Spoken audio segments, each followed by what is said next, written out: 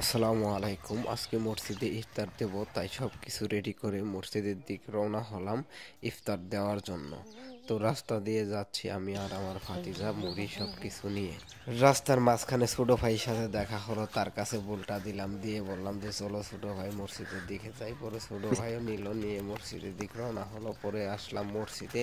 মসজিদের ভিতরে যেয়ে সব কিছু রাখলাম। রাখার পরে ছোট ভাই বলল যে ভাই সময় হয়েছে, এখন সবকিছু রেডি করো। আমি বললাম আচ্ছা, সবকিছু তাহলে ঢালো। এখন সবকিছু আমরা এখন মিক্সার করব।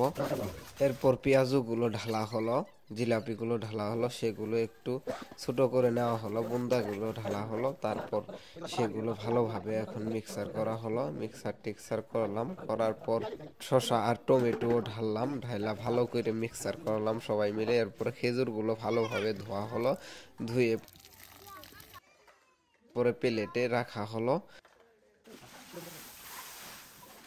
এরপর মুড়িগুলো ঢালা হলো, তারপরে সবাই মিলে হাতাহাতি মিক্স করলাম, মিক্স টিক্স ভালোভাবে করলাম, সবাই করলো। এরপর এরপর সেগুলো প্লেটে রাখা হলো এবং সবাইকে দেওয়া হবে তার জন্য।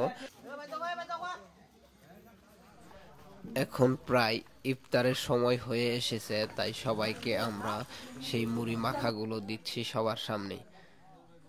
আজকের আয়োজন আমাদের এই সামান্য কিছুই ছিল। সবাই ভিডিওটি শেয়ার করবেন এবং সাথেই থাকবেন। ধন্যবাদ সবাইকে।